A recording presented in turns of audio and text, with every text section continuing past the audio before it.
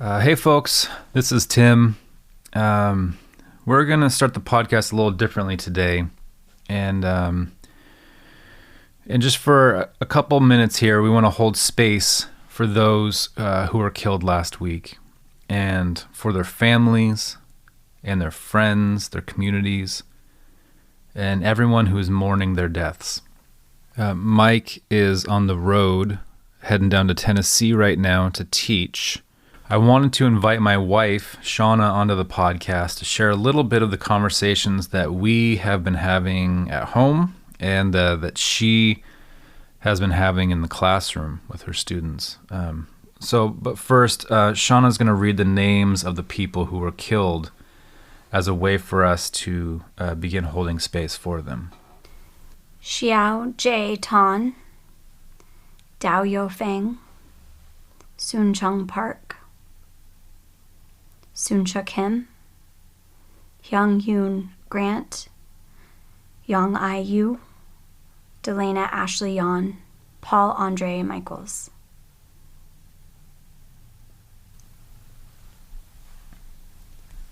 And one of the things that we have been talking quite a bit about in our house, and let's preface this by saying we're not claiming a place of being experts on this topic or that we have any solutions, or we've been having a lot of conversations about dehumanization, about what that looks like, how that manifests.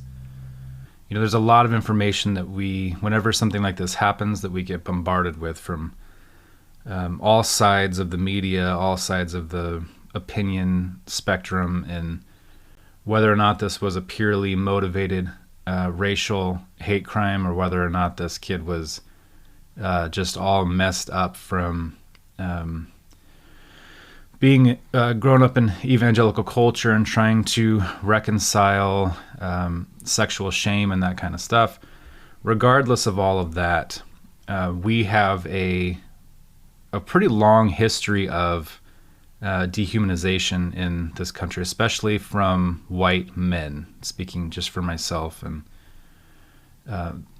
where the systems that I've grown up in, and white men have specifically had a exoticized, have made Asian women into kind of an exoticized fetish for a long time, taking away agency and any humanization that they have, and turning them into something, for lack of a better term, an object. I think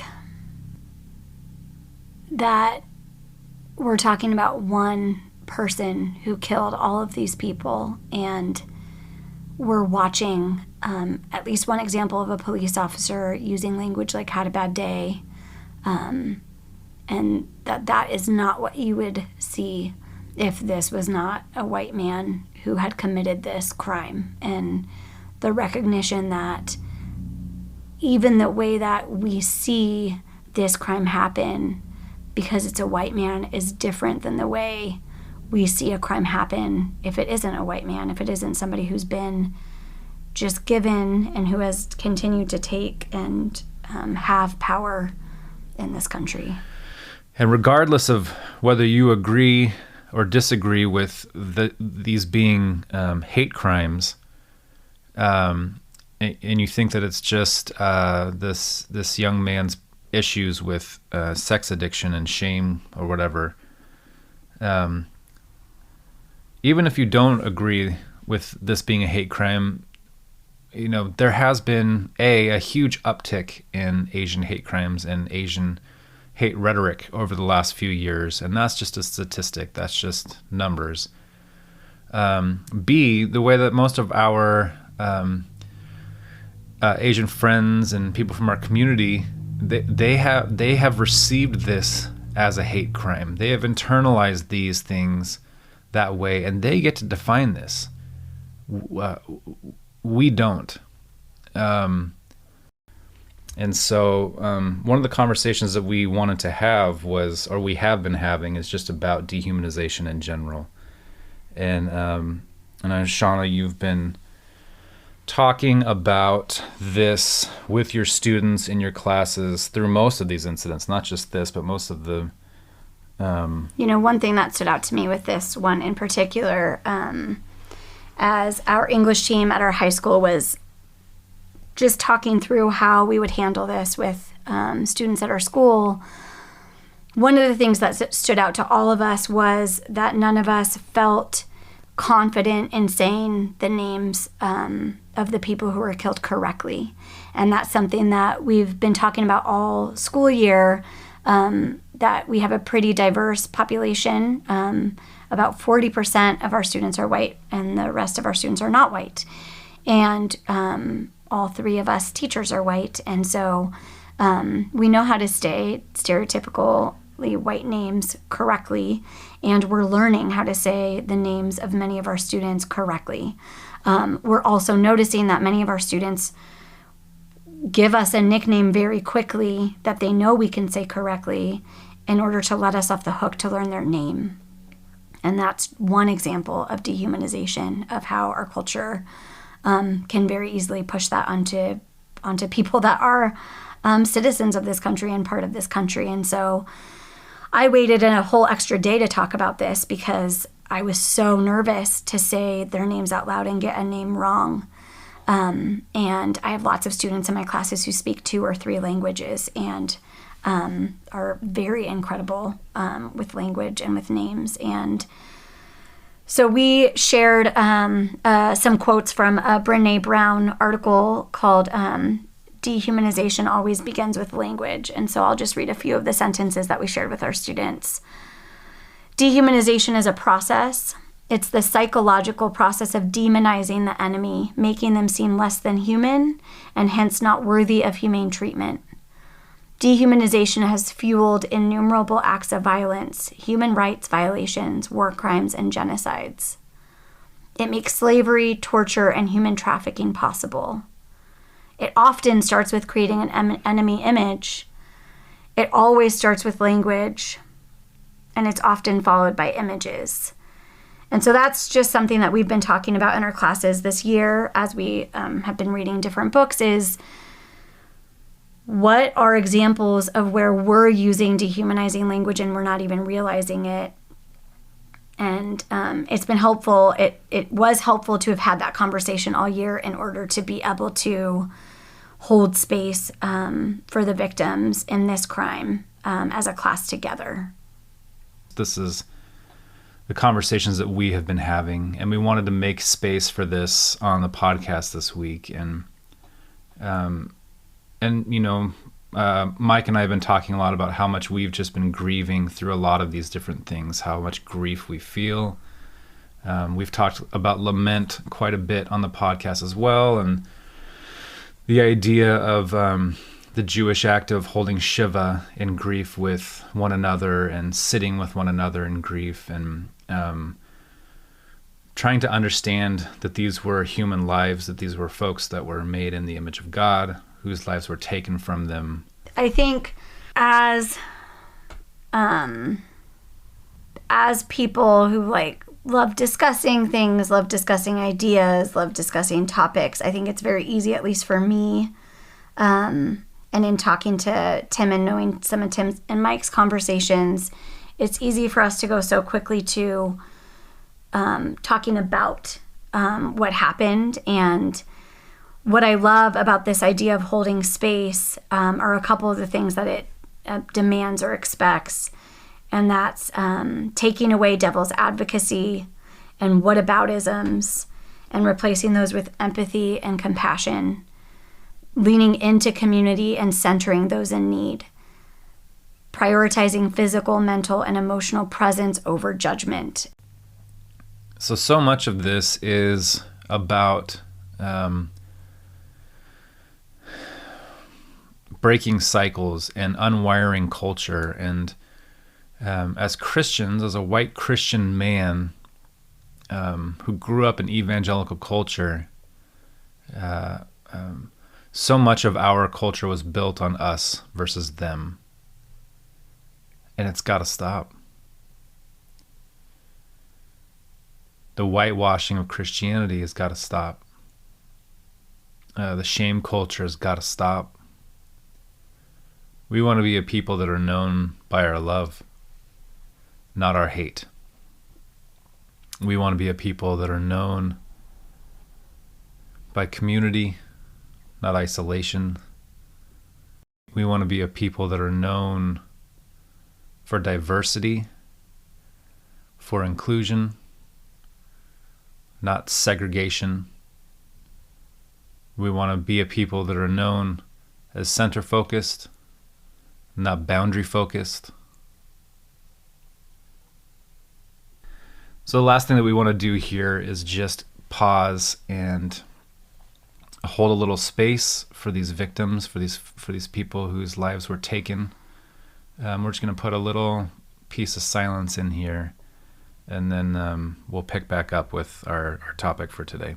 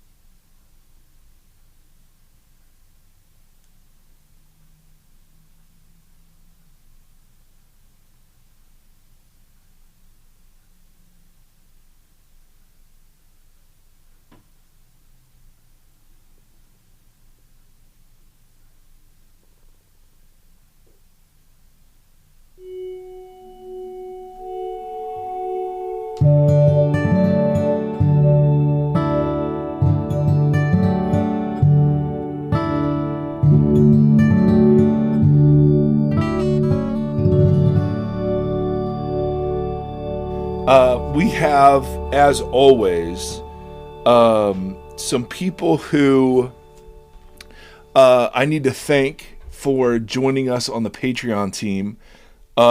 This really, it's really incredible that we have people every week.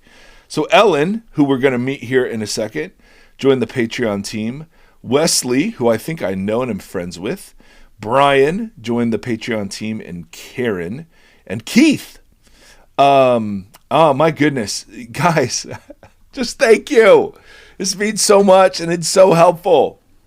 So we appreciate all of that. The material support, of course, helps, but just that you believe in kind of what we're all doing together. So thank you for that. You can go to Patreon and hit or search Vox Podcast with Mike Erie. You can go to voxpodcast.com, which is being refreshed. And there you go. Anyway, today we have nothing controversial to talk about, just a bit of Christian nationalism. It'll be glorious. Oh boy. But that relationship between how we as Jesus followers relate to the world around us is the subject of one of the best questions we've ever gotten in the Vox podcast. And it is worthy of response. This is from Ellen, and she gave us permission to read some of this on here, and she sent it like this is a master class on how to push back on something. It's so great. And so before we get to our topic, which relates to our topic, I want to read her email is so thoughtful and so articulate that it's so good. It deserves to be read in full. It's like an essay. It's like a published essay response. And it's really, it's really good. And she raises such great counters to something I was going off about. And so, anyway, this is the best way. So I'm cherry picking, and she has nuances that I just don't have time to fit in, and it's really well done. But there are a couple of things here that I just want to go, okay, this is where I have questions. All right, so she says some nice things, and then she says, which brings me to the sticky point. I know you welcome challenges, so I'm being bold to level one for you, or level one at you for the March 8th discussion of how we're to engage with the state. This week, my blood pressure rose as I declared, Paul just tells churches to fidelity. He doesn't call them to influence culture. He calls them to fidelity to their witness, and that's how they influence culture, unquote. She's quoting me there. She says, and later, quoting me again, a revitalized This is like state Inception. It's you quoting her, quoting you. We're 3 levels deep. Yeah, and did the top keep spinning? I don't. At this point, it's still going. It's still going. So she's quoting me. You're screwing this up. Sorry. I say a revitalized state is not the goal of freaking Jesus following. The goal of Jesus following is a revitalized church. That's it. There is no effing mandate ever to reform the state. So evidently I was fired up during that little section. Her response in her email, I call BS. My goodness, what a transition right there. First of all, doesn't she realize the just insipid authority by being 2 male, white, middle-aged podcasters that we just should be presumed right always? I mean, come on. No, it's so good. She says, I call BS is not the work of bringing God's kingdom here on earth. Exactly that. It is true that the evangelical movement has done a very poor job of engaging with culture. Your comment decrying anything to do with taking back the culture for Christ is spot on. But I think you missed an opportunity to highlight the breadth and depth of kingdom work in the world. The 7 Mountain Mandate may be a poor metaphor, but that doesn't make it a bad theory.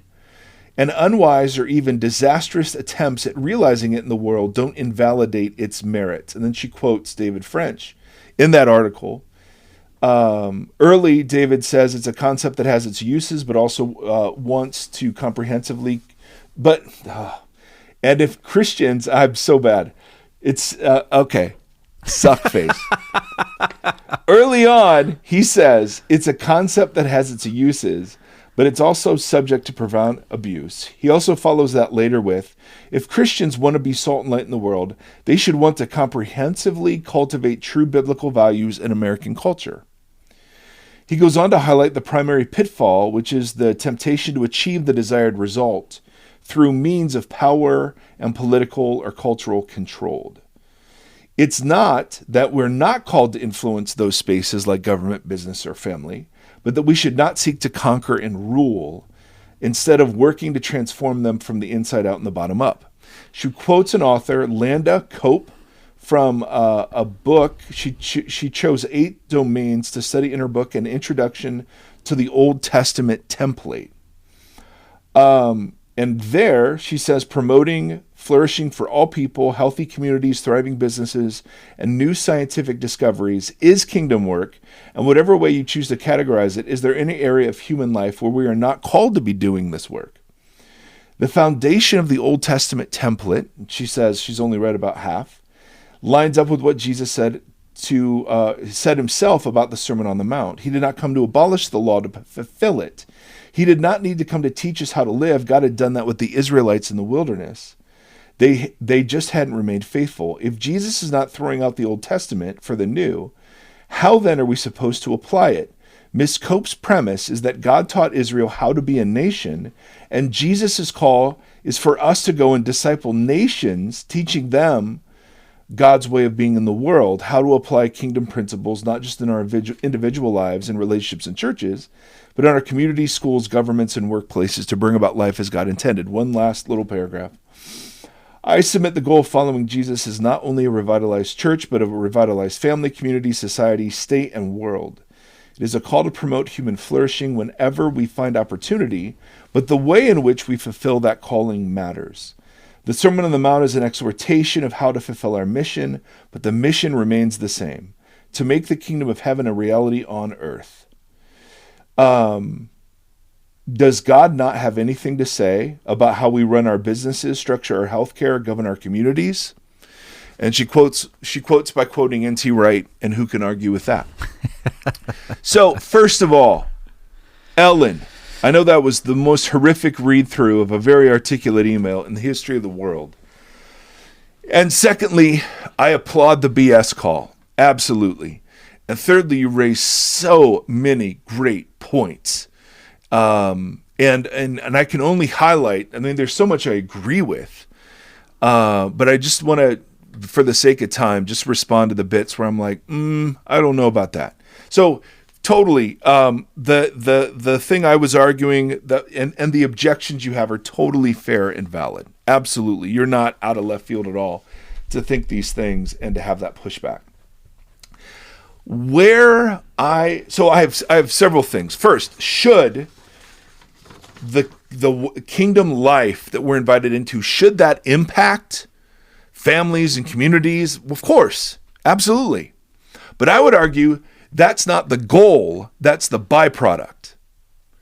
When that becomes the focus, Jesus' focus on the Sermon on the Mount isn't influencing anything other than Israel to be Israel. And Israel was never instructed to teach the nations how to be the nations. Israel was called to be, their job description is Exodus 19, a kingdom of priests and a holy nation. And their job was to embody fidelity to the one true God, not so that the other nations would learn what it means to have good government, but rather they would be enticed into the worship of Yahweh themselves. Good government was just a byproduct of that, never the focus. And when Jesus comes and he says he fulfills the Torah, you've mistaken something here, Ellen, and I just want to say it, and this is a mistake I think a lot of people make. You equate the law with the Old Testament. The law, when Jesus says he's come to fulfill the law, that is the first 5 books of Torah. He is not coming to fulfill the Israelite mandate to be the kingdom of God on earth in a nation-state sense. So, and this is a big deal. Anytime you try to draw lines from the theocracy of Israel with Yahweh as its king to the modern nation-state, I think we're making a category confusion. Right? Israel's purpose was not to be the exemplary nation state, not even remotely. Not even remotely. In fact, a lot of God's instructions in the law were accommodations to their sinfulness. This was not the ideal nation state, right? And if you want more on that, we had an interview with Tim Mackey, I don't know, a couple hundred episodes ago that was killer on this. So I want to say, I hear you. And if your pushback is, well, shouldn't the kingdom have impact in those arenas? Of course, absolutely. But it's not the focus and it's not the goal. It's the byproduct of kingdom people who first and foremost engage in the excavation of their own hearts in redeemed communities. So I'm going to say, well, I look at Israel and I don't see instructions to show the nations how. There's no template for government there. That is not a valid hermeneutical move. So I would object even to the title, the Old Testament template. And when you say Jesus fulfilled the law, he's fulfilling Torah. He's showing how Torah is rightly interpreted. Israel's job was to be faithful to the nations and to draw the nations in. So then I'm into the practice and example of Jesus. And I don't see anything in Jesus that even opens the door to influencing Rome and its politics. I see nothing. Now, you may object, yeah, but they're not in a democracy, which I think proves my point that there aren't parallels between Old Testament Israel and modern America that have exegetical legs and support to run on. So you have the example and practice of Jesus. Then you have the example and practice of the church. Now, we've argued the kingdom is political and it has political implications, but it's so upside down in its politicalness, it's not right nor left, right? Nor religious, as we said at the beginning of the Sermon on the Mount series. And the example in the early church, of course, they're running afoul of governmental authorities, but what they're not doing is seeking to reform how healthcare was done. They were filling cracks of social justice. Mm-hmm. They weren't reforming Roman healthcare. They were actually just serving the poor directly. And it was that counter community that served as such a compelling witness to the nations. When the Roman healthcare fled the plagues, right, the Jesus people were rushing in. So, and then I look at Paul, and I never see in Paul anything other than submit to the governing authorities. That's all I see. Everything else in Paul is about how you structure the community of God. So I agree with you on, man, 85% of that email. I think it's brilliant and well written, and your concerns are super valid. But I just get real skeptical when we start looking at Old Testament Israel as a blueprint for the nations. I don't think that's how it's presented in the scriptures. And when you try to say that Jesus fulfilled that, that means it still applies. No, it doesn't. Jesus was just fulfilling Torah. It was not the Old Testament story of Israel that he's fulfilling. In fact, he is so clearly not fulfilling it that the last question asked of him by his disciples is, well, are you going to restore the kingdom to Israel now? He's so clearly not done that. So, Ellen, all that is to say, because you are so articulate and intelligent, I felt like this deserved maybe not as articulate or intelligent a response, but a full and honest response, because as we're going to see in a second, I think there are some traps. Now, you're right to point out all the traps in my view. The traps in my view among them are, hey, well, then we don't do anything. We just keep our head down. We don't engage culture. All of that is secular. No, my goodness, I'm not saying that at all. No, the kingdom is political. You can't help but do politics. That's what doing church is. So that's a totally valid concern. It's also a valid concern that we just try to remain out of the sticky business of human history and life. That somehow, and it's also a valid concern that my view would simply lead people to think, okay, well, Jesus has nothing to say about business or medicine or whatever. I would agree with all of those critiques. But I would just want to point out, I think there are pitfalls on your side as well that I think in our current climate run that have a bit more danger attached to them as they're working themselves out in American culture. So, Ellen, if you want to reply back, you will have the last word. Yeah. If you want to just kind of give us a final paragraph, we'll read that on here.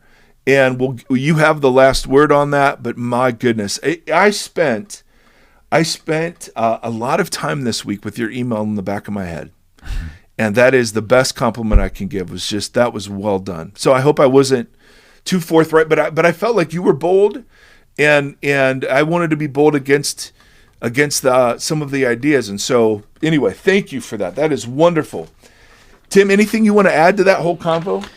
No, you nailed the thing that I thought first. Which was? Whatever you said at the beginning. Now I'm just following along with you and nodding my head. I always think it's interesting if you play out Jesus coming back, and let's say he did everything opposite of what he did, but was a prominent business owner and tried to transform his community through that, and then rose into politics and became a political leader to transform government and to fulfill the idea that he was coming to combat Rome or whatever. And when you play that all the way through, it's so interesting the way that the world operates, the mechanism of humanity and politics and government and business and community, the way we operate as humans. His ministry, I'm just playing it out in my own little head, seems awfully limited and you know what I mean? There's no version of the church trying to infiltrate and take these seats that ends well.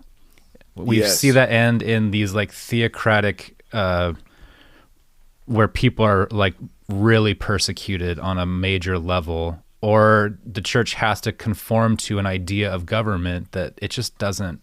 Has never worked. It's so smart that we didn't do it, me and my buddy Jesus didn't do it that way. Well, here's the other thing.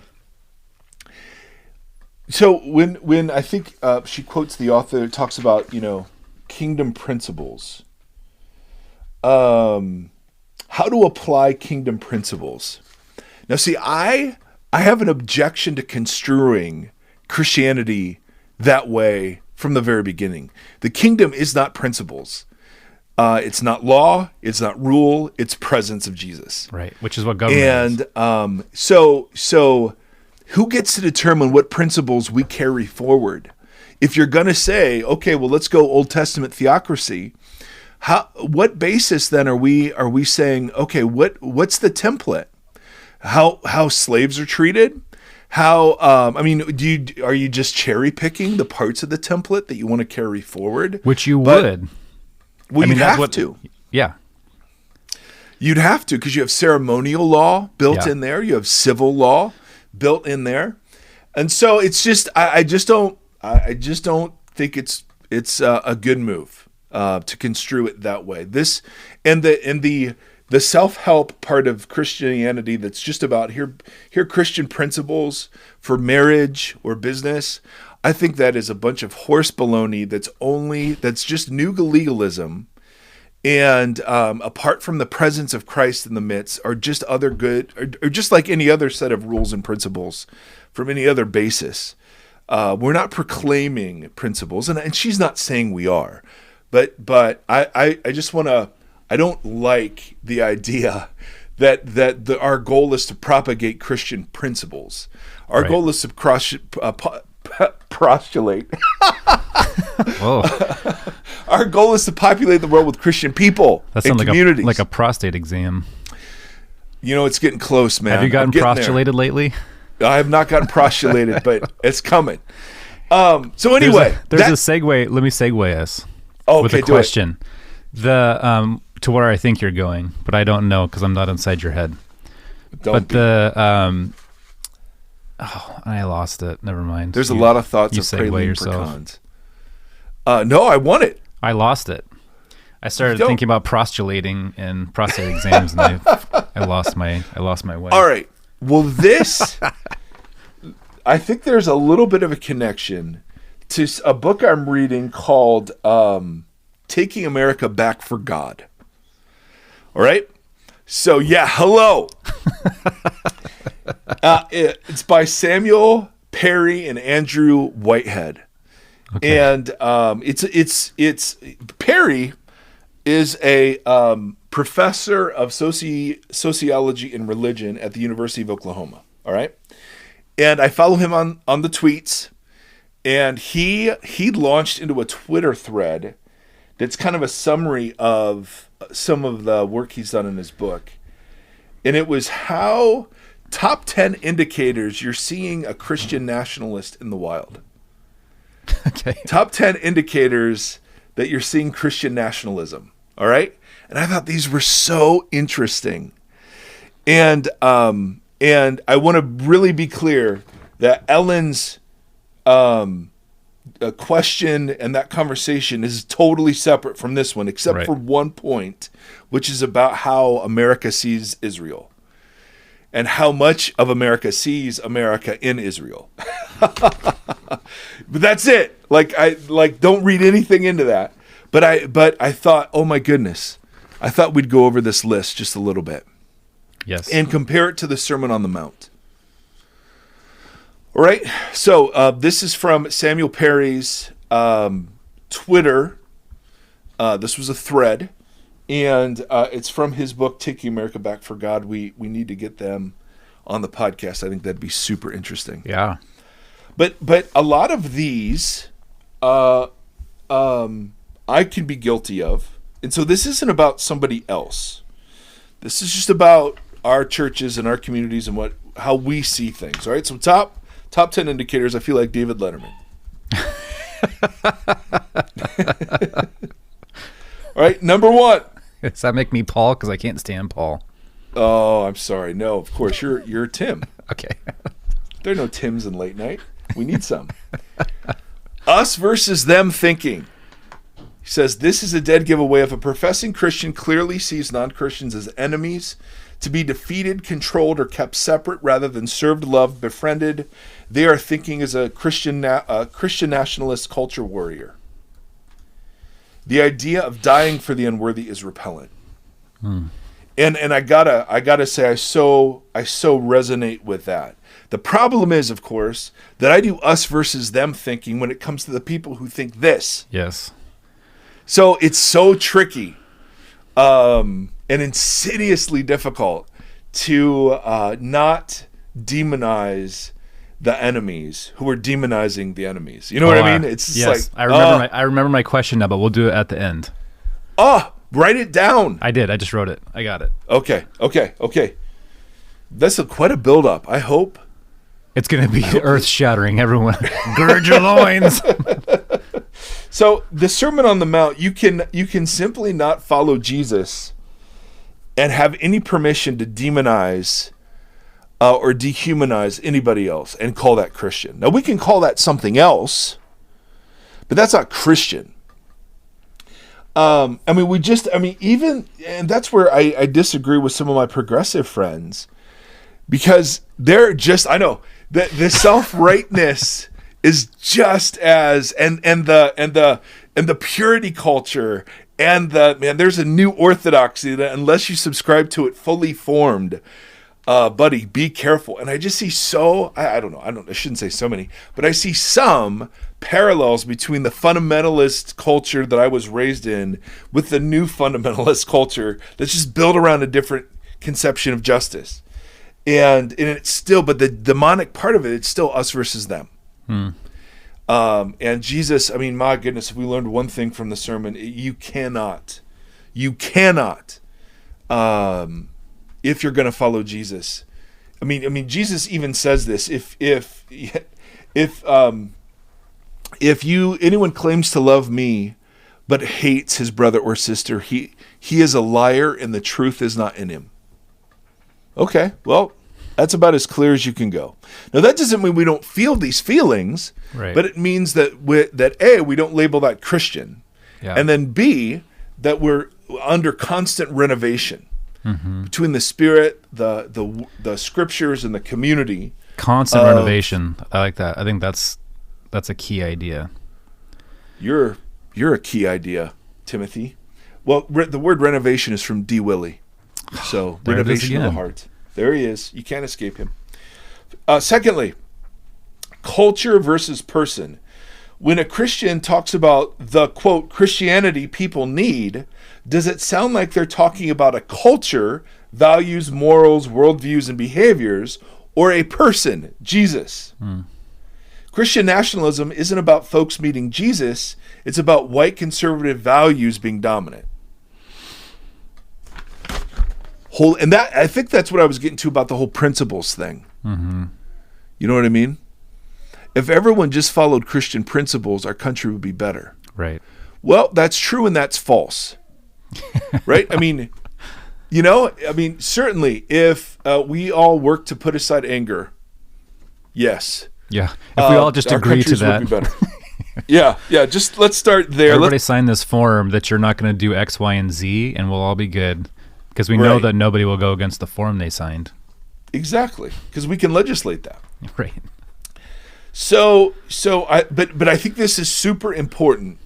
Christian, for a lot of people, does not mean fidelity to the person of Jesus of Nazareth.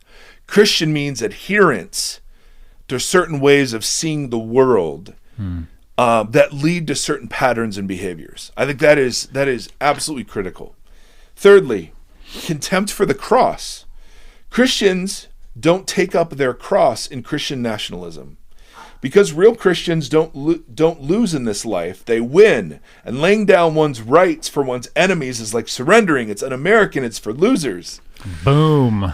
And this was one of the best things. I was watching the National Prayer Breakfast 2 or 3 years ago, and this guy got up and preached on Sermon on the Mount. And our president at the time, he who must not be named, came in and said, I don't know if I agree with that. Oh, boy. And it was brilliant. It was brilliant. And I was just like, well, yeah, of course, because Christian doesn't require surrender. Christian doesn't require losing. I mean, how can you be a fan of winning and root for Jesus of Nazareth? Right? I mean, come on. So that's what he means by contempt for the cross. That we've always got to win and dominate and whatever else. Oh, so yeah, that's so from crazy. The Bible, huh? Yeah, I don't think I agree with that. Now, here was the one that I thought of with Ellen's reference to that book. Number 4, on top indicators, Old Testament Israel equals American Christians. He says, if a Christian's telling you how Jesus followers should live as Americans, and their theological paradigm is how Israel was instructed to live in Canaan, you've got Christian nationalism, ethnic conquest, blood and cultural purity, theocracy, not New Testament Christianity. Bam. National righteousness, number 5, equals purity. If someone's operating with Old Testament Israel in Canaan as their paradigm, they'll be very concerned with America's faithfulness, quotes, which boils down to religious and sexual purity, not justice, fairness, etc. Oh, so good. Number 6, and this goes with the other two, America equals central to God's plans. Yep. Even if they warn God will withdraw his hand from America for impurity, they still believe God has a special relationship with the USA because we're founded on biblical principles, etc. Thus, it's always America first, and God wants it that way. Yeah. Right. Which, that one, I really don't know how, with a straight face, anyone can say America first and have ever opened up a teaching of Jesus. There, and Gombas has put such great words to this, but there we see the self-expenditure of the privileged for the sake of the non-privileged. You know? I mean, do you remember that I was in traffic and I sent you and Kevin number 1 a picture of that truck that was in front of it, the bumper stickers? Yes. And it had the Jesus fish, but the inside of the Jesus fish was the flag. And then it had stickers, and one of the stickers was, heaven has a wall, a gate, and a strict immigration policy. Hell has open borders. Obviously a commentary on the country using...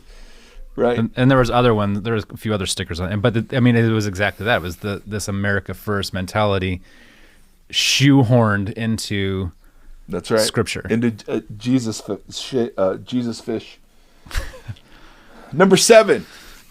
And now if we haven't, well, I'm just reading it. If he hasn't offended everybody by now, this one will certainly do it. Number 7 is the embracing of a culture of death. And what he means is instead of a culture of life. This one's tricky because Christian nationalists will be strongly anti-abortion, but they will also be pro-guns, pro-military, pro-death penalty, anti-mask, anti-precautions, anti-health care for the poor. The abortion stance is authoritarianism, not concern for the vulnerable. Oh, snap. And I do see this one. And we were talking, I don't remember who it was with, but the idea that pro-life gets so much rhetoric, but when CPAC was surveyed, it was last on the list of priorities. Yeah. That it's just a rhetorical power move. Oh, you're not with us, you're a baby killer. Okay. Yep. It's a very nuanced conversation. I was actually having this with my wife last night too, because you guys have really good conversations. We try to. My wife is usually just trying to hide the ice cream. We do this over ice cream. Oh. But man, the complexity of that whole conversation, and we've had that in multiple parts on here with when we had Phil on from Holy Post talking about his abortion video and the statistics and how abortion has declined with rights and that kind of stuff. And is it only about rhetoric, or is it actually about curbing, saving lives? Right. What? And if so, then why can't we have a more nuanced conversation about it? Because it's we've been in power. How come we haven't made progress? Exactly. So it's such a weird. That whole thing is so weird. I don't engage it anymore at all. No, but it's become a shibboleth. If you're not familiar with that Old Testament story, it's a picture of all I have to say is I'm pro-life, and then all of this gets assumed to me. Yeah. Regardless of whether or not it's true. And then if I say I'm not pro-life, then conversely, all this other stuff gets imported to me instantly. Yeah.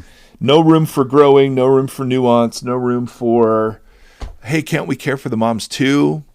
So on, so on, so on. We've talked a lot about that on the podcast. And going with that is number 8, selective Bible quoting. Heyo. One of Dan Kimball's four commandments of how not to read the Bible. Yep. Yeah, it'll all be so Christian nationalists love quoting Romans 13, submitting to authority, except that's a big one. Except when Biden's in charge. Right. Except when Biden's the authority. Patriarchy, love the patriarchy. So they'll quote social codes that were applied to the church as if they applied to nuclear American households. And then stuff about forgiveness and judging only when their leaders are immoral idiots. Number 9, this one kills me. Lack of concern for the witness of Jesus to the world. This goes back to us versus them. When they, the infidels, the non-whites, are the enemy, who cares what they think? Of course they'll hate you. That's a sign you're doing it right. So you hate them back, screw them, better to dominate them, and it really doesn't matter what they think. Yep. So as opposed to Paul saying, hey, even in the lowest social position, slave, do your best to make the gospel attractive. Why would you sue each other in secular courts, he says to the Corinthians. You're already bringing shame on the name of Jesus. You will judge angels for crying out loud. Arbitrate among yourselves. You know what I mean? Like, there was this deep impulse to present Jesus in ways that couldn't be culturally bound. And by bound, I mean like misconstrued. And there just is no concern for that. And then lastly, conspiratorial victim mindset. When your whole reality is culture war, us versus them, you must constantly be vigilant. Because everyone in power, media scientists, non-Christian nationalist politicians, are lying and out to get you. So everything is a conspiracy and everyone is screwing you over. And I read this list, and first of all, I have been guilty of many, right? I engage in us versus them thinking. I think pre-critically, I thought there was something unique about America and its chosenness. Yeah, we're taught that. That you know, in my mega church days, there was lots of talk of how great Christian principles were, and that, I mean, the big thing I was taught in dispensational land was that America was central to God's end times plans, and her relationship to Israel was central. Yeah, Kirk Cameron to God's ability to fulfill. Yes. I mean, and so, I mean, I'm selective Bible quoting. Oh, of course, absolutely. Lack of concern for witness. So, but here's why I want to bring this up. Ellen rightly says that one pitfall of just taking the Sermon on the Mount as an individual or communal, a communal sort of mandate is like we said before, not being involved or engaged in the world around us, not seeking to impact other spheres. True. But what's morphed in either because of or in light of or in contrast to that error has been something that not only seems equally damaging but far more pernicious. And it was represented on the back of the truck. It's the I love God and guns. It's there is a deep and embedded thread, and I'm seeing this. Our church in Tennessee is losing people. We're losing people because we're trying to talk about race, and we're trying to talk about politics in nonpartisan ways. Right. But it's just like you can't. Like there's nothing, you can't get near this stuff without hating America or being a liberal or whatever it is. And I'm just, I think if this isn't the fruit of the rotten vine of some parts of American evangelicalism, or more than some parts, I don't know, of which, like you said earlier, we both benefited from and contributed to. Yeah. I don't know how else to make the case. I mean, this is a false gospel. This is a heresy. not only because of its false beliefs, but the way in which it causes people to treat other people. And the fact that we hear from pastors who cannot talk about this Right. without people leaving or I mean, I just heard about another pastor who was run out of his church for the freaking sake of masks. Yep. I mean, we've always wanted to blame the LGBTQ plus community. We've wanted to blame the feminists or the abortionists or those secular rock musicians. But the rotten fruit is just dead on our door. You know what I mean? This and to engage with people who are deep into this without becoming an us versus them person. The only way I know to do that is by you just uphold the beauty and majesty of Jesus. It's what we did in the Sermon on the Mount. That's why so many people thought it was great. It wasn't because I was great. It's because Jesus is freaking so incredible. You know what I mean? Yes. We're not great. This is him. And he's so brilliant. But that setting that out there is enough to call into question this whole list. Yep. You know what I mean? Yeah. So we're not going to go away from this. Nope. The future, what we have decided as a team is that this isn't going to go away, and in our world, and it poses a grave threat to allegiance to Jesus and his witness to the world. Yeah. And now that people are willing to use violence and have been, right? This goes back to the Klan, if not before, means that we have to take public, divisive stands against this, and while still loving and welcoming all the nuance and dialogue around it. You know what I mean? Yep. But you know, Constant I mean, renovation. we were. So, I here's my question, and I'm gonna change it now a little bit, and some of this is rhetorical. But when I think about this idea, the 7 Mountain Mandate, and everything that you just went through about retaking public spaces and all that kind of stuff in the name of Christianity, with some of this stuff that we've been talking about for the last couple episodes. My question has to do with how you define Christian and how you define Christianity, right? So we have such a fractured theology, right? We have Lutherans and Protestants and Presbyterian, like we're so fractured in our belief system. Everyone believes that their faith that they attend, that they're a part of, is the correct version of what Jesus brought. Right. But they're all different enough that the way that we would approach taking a public space up would be different. It would manifest itself totally different. So even the idea of Christian taking these positions or these platforms, we can't even define what that would be, because we're not even a unified people. And then you take that one step further past the fractured theology and take it into the racial diversity of our faith.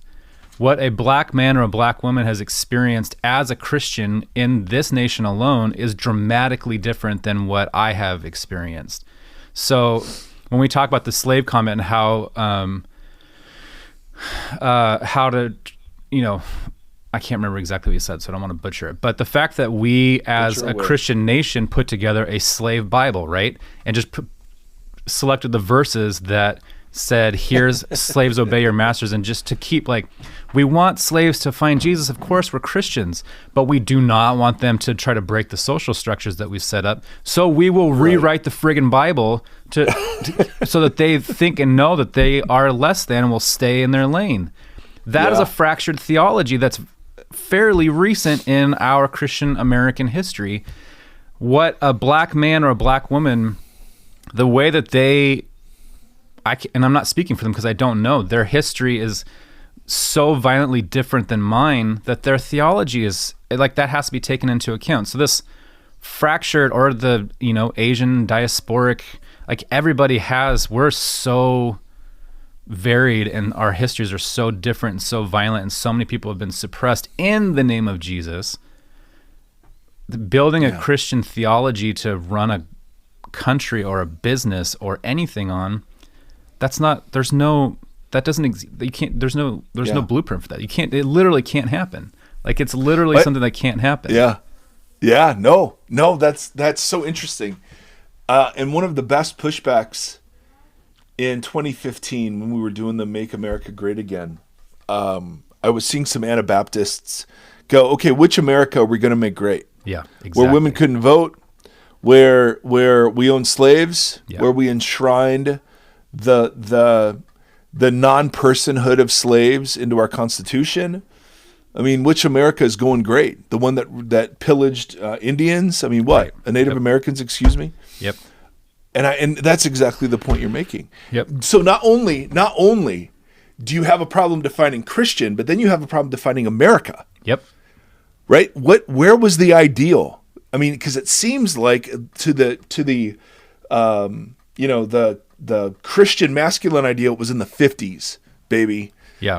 That was what we're trying to get back to. That was the golden era.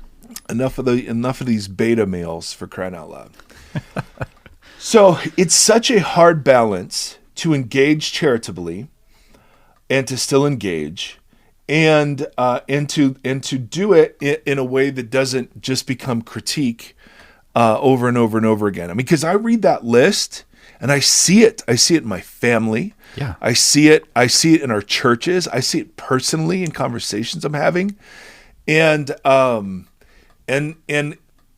this is this is a big deal. January 6th was for me what September 11th was culturally. What September 11th was my world changed that day. And January 6th for me was a similar, but not as traumatic, invitation to see the world differently.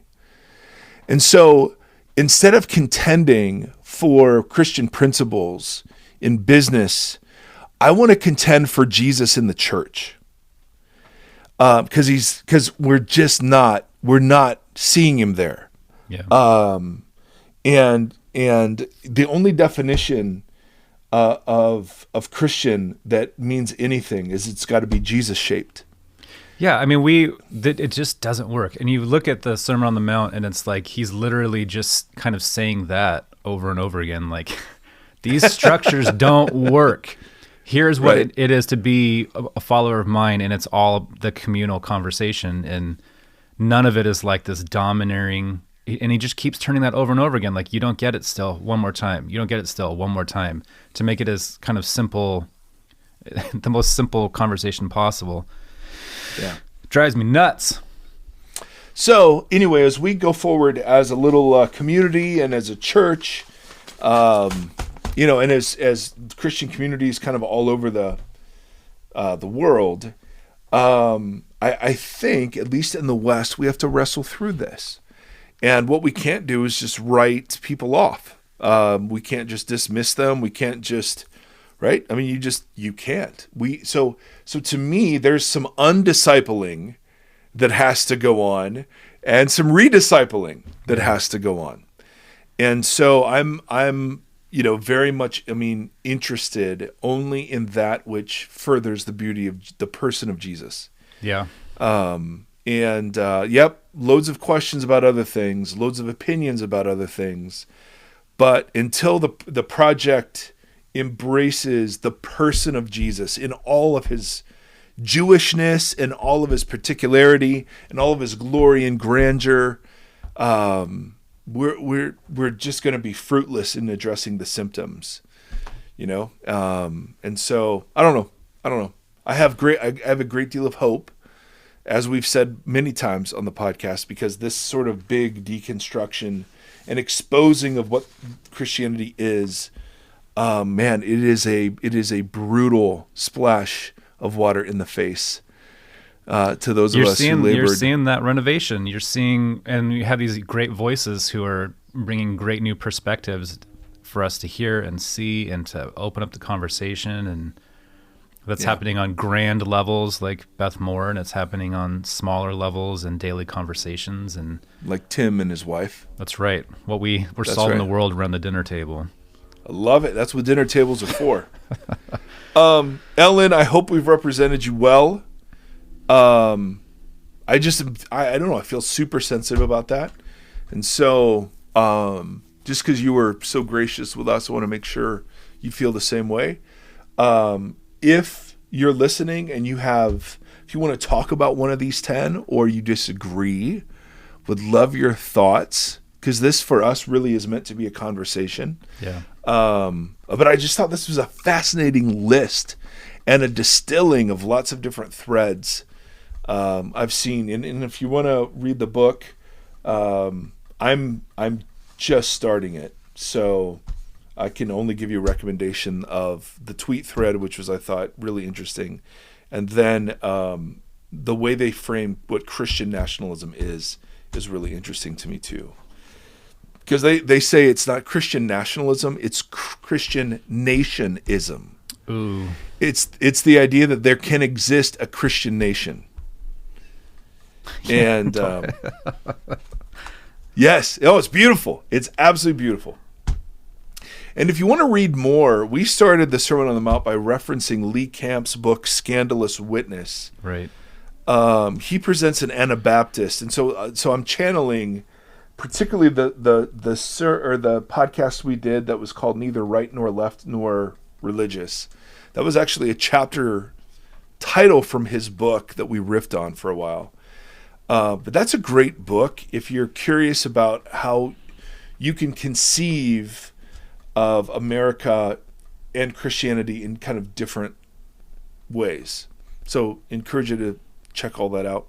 And as always, call BS wherever you see it. Because a buddy of mine just said, yeah, I figure I'm wrong at least 20% of the time. The problem is I don't know the 20%. And so I resonate. But it's a good way It's to probably hold yourself in that way, and know that, Yep. that you could be wrong on anything and be willing to say, I have no doubt. Yeah. I have no doubt. But my goodness, am I thankful for fun conversation partners. Yeah. Of which you and people like Ellen and this community are just, I love this. So Yeah. anyway, friends, bless you. Thank you. Rate, subscribe, share. All of those things are super helpful. They're also heartful. They're heartful too. I had trouble with English today. Anyway, until next time, friends. Thank you.